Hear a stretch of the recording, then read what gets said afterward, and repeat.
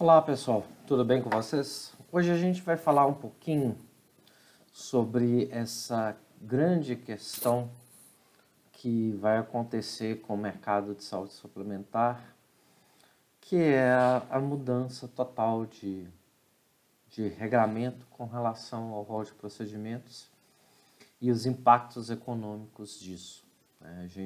Ontem a gente falou um pouquinho sobre legislação, mas a gente não chegou a fazer avaliação econômica sobre isso. E a grande verdade é que a gente tem uma grande incógnita, né, nesse cenário. A gente tem alguns indicadores que mostram que os custos hospitalares vão subir muito durante esse ano, né? A gente está vendo uma crescente muito grande com relação a internações eletivas, a procedimentos que não foram feitos durante a pandemia e que agora estão sendo feitos. E isso vai aumentar a sinistralidade das operadoras muito. E ao mesmo tempo a gente vê as operadoras cada vez mais verticalizadas. Ou seja, as operadoras elas estão cada vez mais trabalhando no modelo linear dela. Uma rede credenciada enxuta, uma rede própria, uma rede que ela domina os custos e ela domina os processos de atendimento e todas as tratativas. Que a gente vai ter com isso? Por um lado, a gente vai ter uma margem maior de lucro para essas operadoras que vão verticalizar, porque elas vão cuidar de toda a sua parte, que é a mais onerosa, que é a hospitalar. Sem dúvida, o que custa mais num plano de saúde é a assistência hospitalar, né? O hospital é ainda o maior fator de remuneração de uma rede de saúde.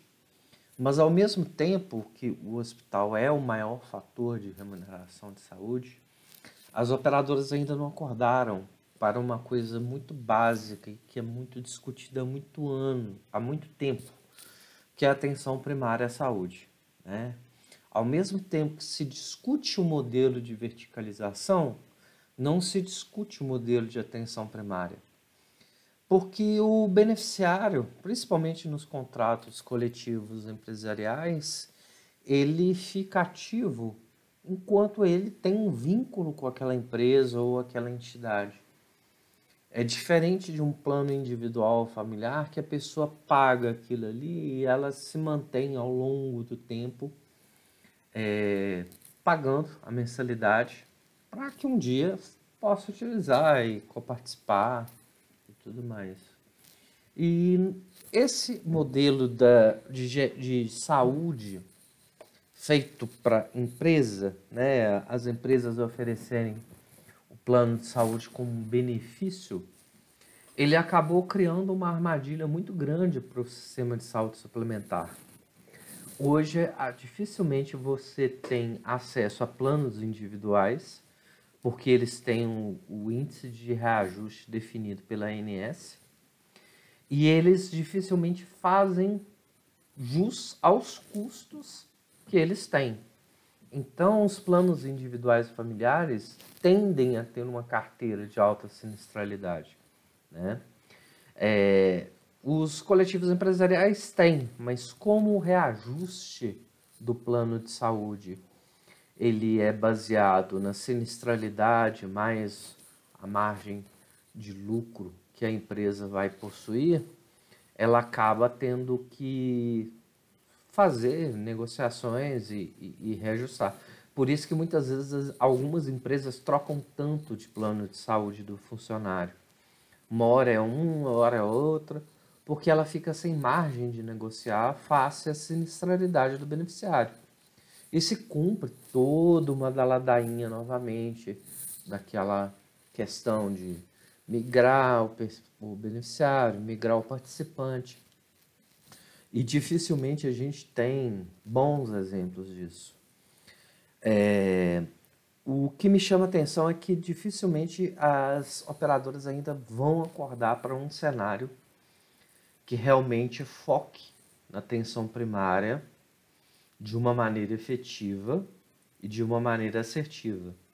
Elas todas estão focando ainda muito na própria gestão dos custos, né? Ela quer dominar aquilo ali que é dela. Mas ao mesmo tempo que ela domina o que é dela, ela domina nas capitais. Ela domina os grandes centros urbanos. E no interior, isso não vai acontecer.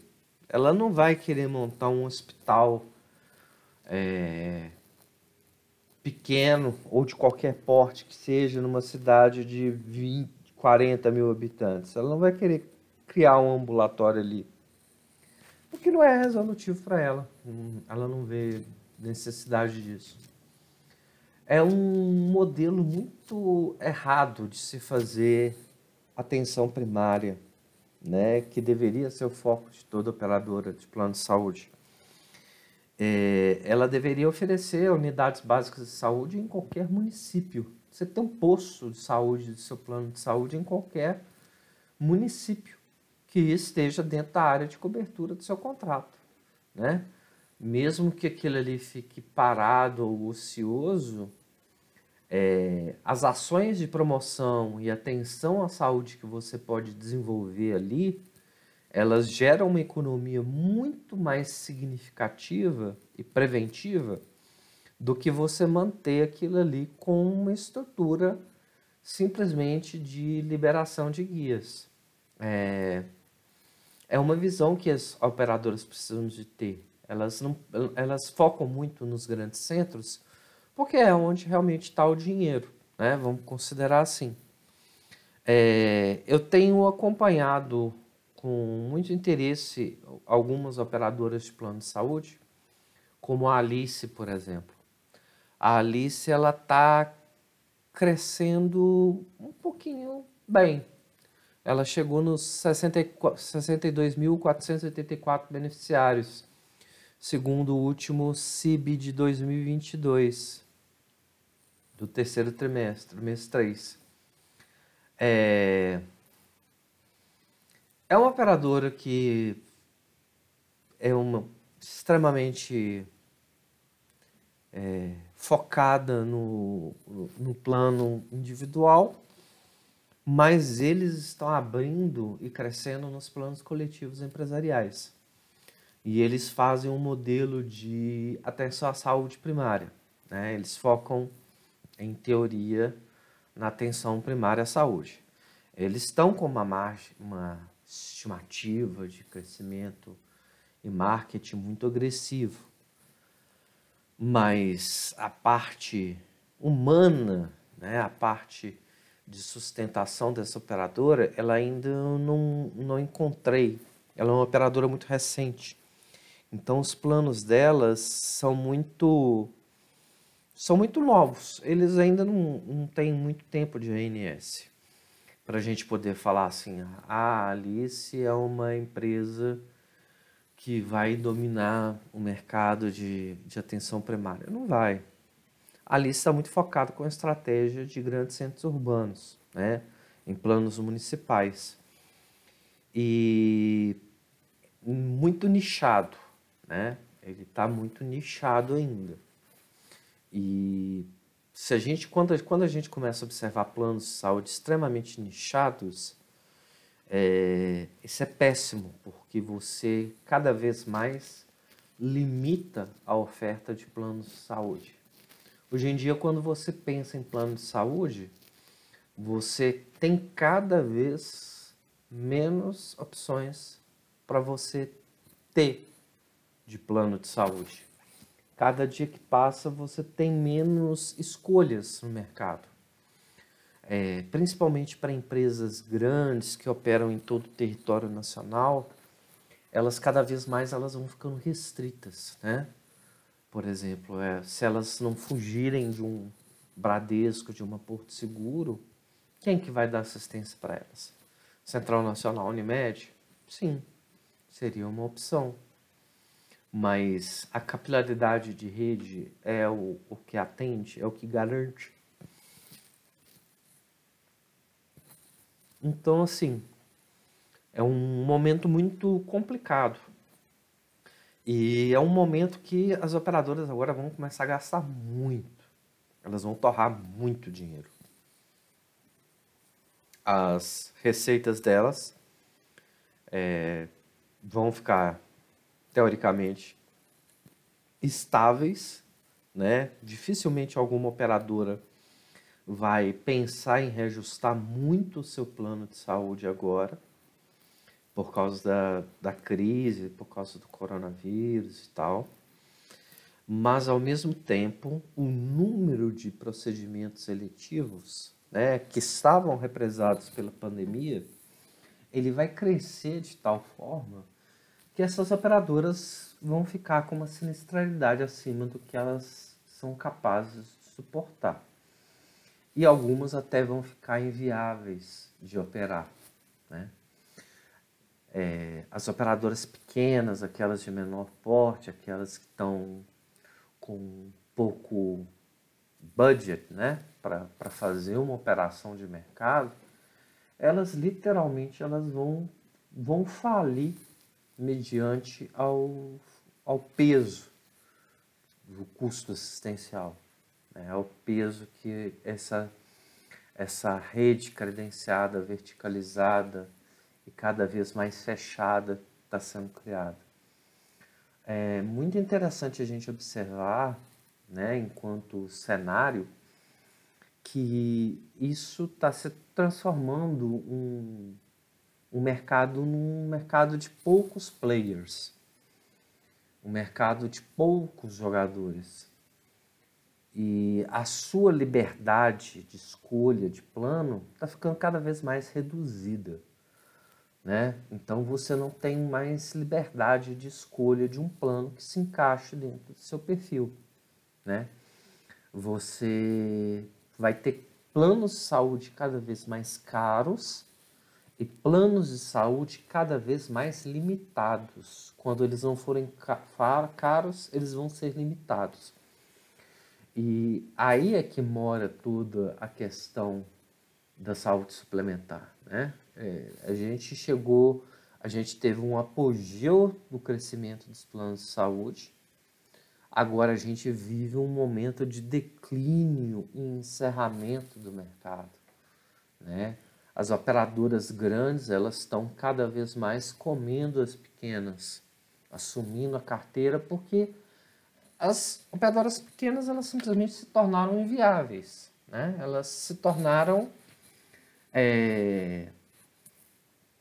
não atrativas. E os planos individuais, os planos que seriam interessantes para as carteiras pequenas, eles não conseguem recompor totalmente as perdas, né, do que a gente chama de inflação médica. O que a gente pode tirar de lição sobre isso? É que a mão invisível do mercado está atuando com muita força, né? A mão invisível do mercado, ela está gerando verdadeiros monopólios de saúde. E isso é muito ruim. Quando a gente tem monopólio demais em saúde, a gente corre o risco de ter processos e regras, principalmente com os pequenos prestadores de serviço, aqueles que são independentes, muito pouco flexíveis para o modelo de remuneração.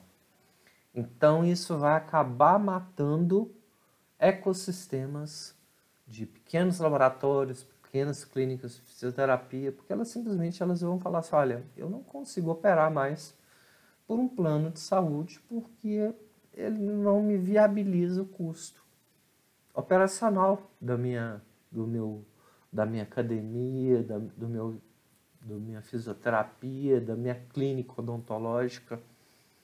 Eu simplesmente não consigo manter aquilo ali mais, né? Eu não consigo fechar as contas desse processo mais.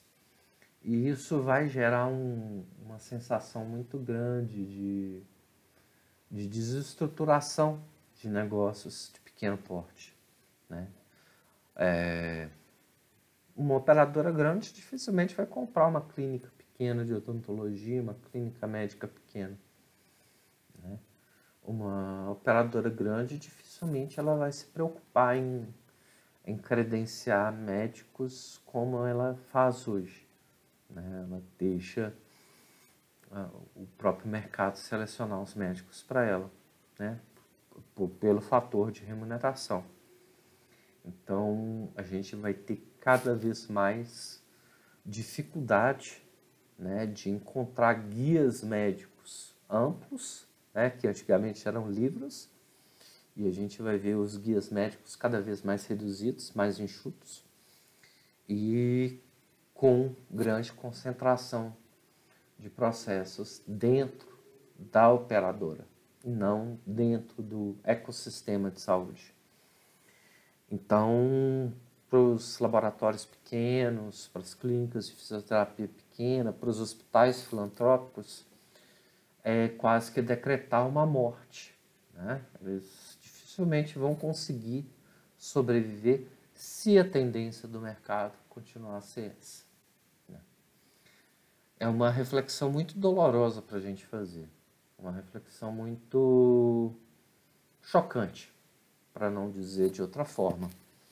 Mas ela tem que ser feita e ela tem que ser discutida e a gente precisa falar sobre isso. Precisamos falar sobre isso com urgência, né? Porque o seu filho ou o seu amigo que está terminando uma faculdade de medicina, ele não vai conseguir ter mais uma carreira fora de um plano de saúde, ou uma carreira dentro de um consultório dele, ou uma carreira dentro do SUS, né?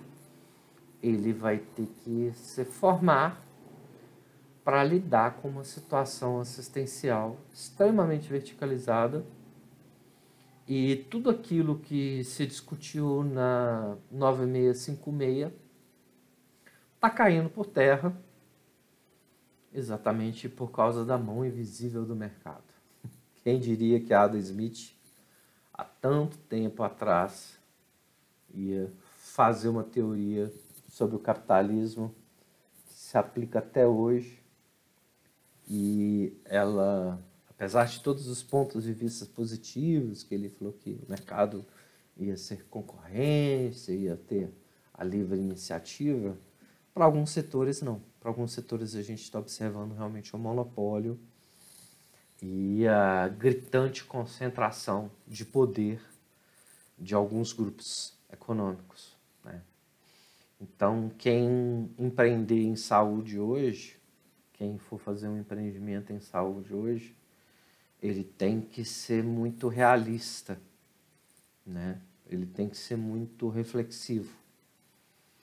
E aquela vontade de empreender de muitos, né, principalmente dos médicos, achar que o consultório vai ser sua única fonte de renda e ele vai ter condições de dar uma vida digna para suas famílias, não só os médicos, fisioterapeutas, nutricionistas, etc.